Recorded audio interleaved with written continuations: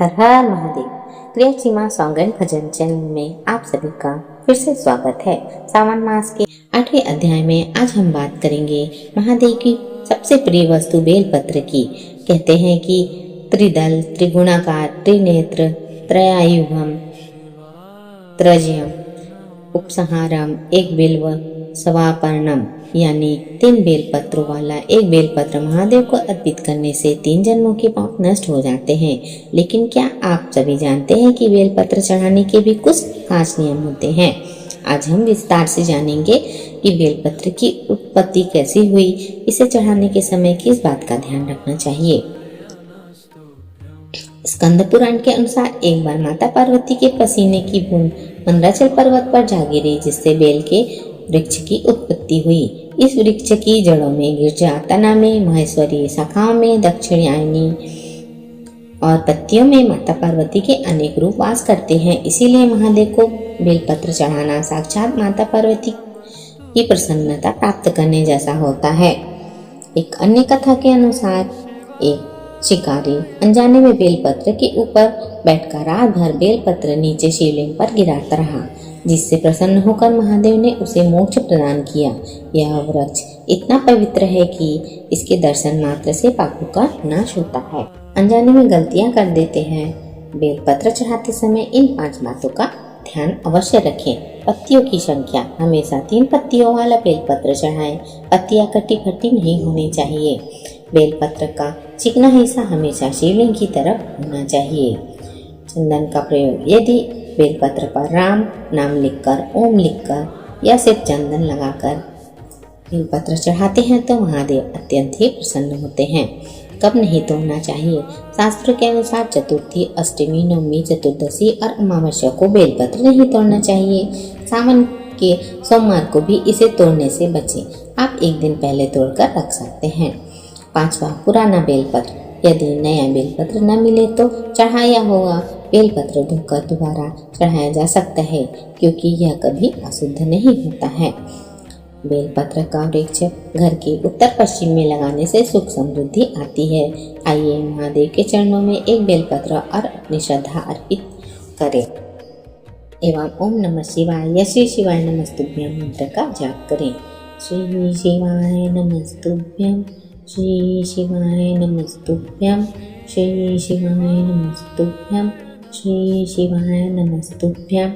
कल के 9वें अध्याय में हम जानेंगे रुद्राक्ष की उत्पत्ति और उसके चमत्कारिक लाभ। अगर आपको आज की जानकारी अच्छी लगी हो तो वीडियो को लाइक करें, कमेंट में ओम नमः शिवाय जरूर लिखें। हर हर महादेव।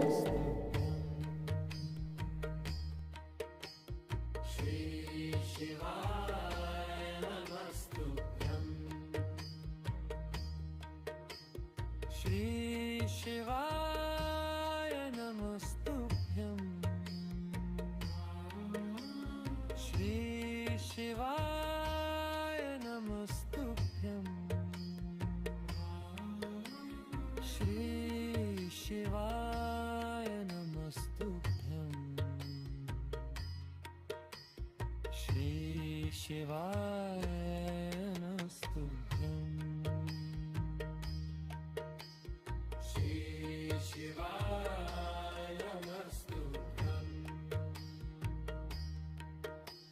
श्री शिवाय नमस्तुभ्यं, श्री शिवाय नमस्तुभ्यं,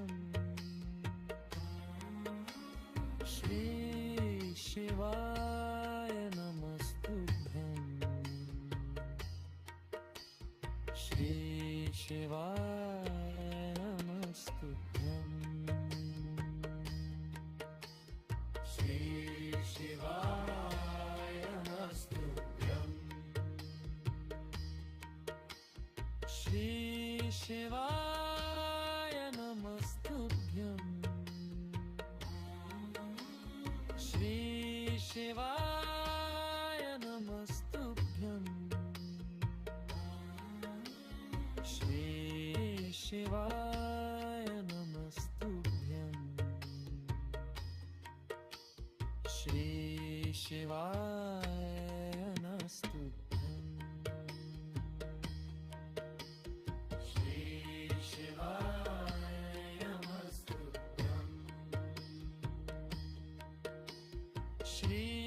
शिवाय नमस्तुभ्यं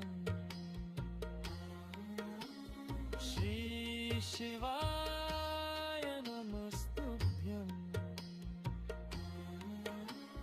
श्री शिवाय नमस्तुभ्यं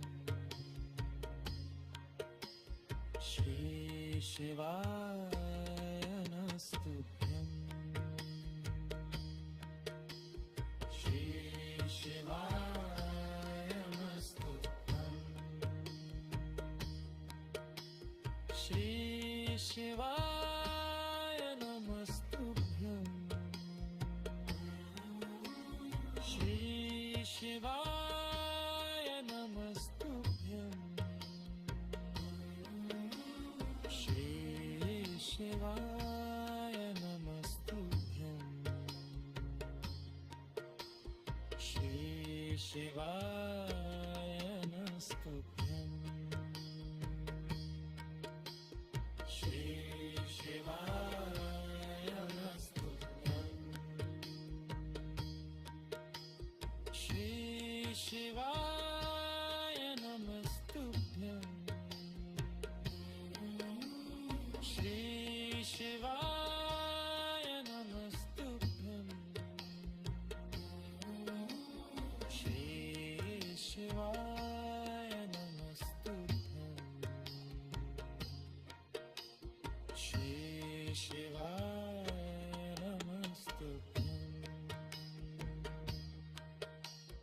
श्री शिवाय नमस्तुभ्यं श्री शिवाय नमस्तुभ्यं श्री शिवाय नमस्तुभ्यं श्री शिवाय नमस्तुभ्यं श्री शिवाय नमस्तुभ्यं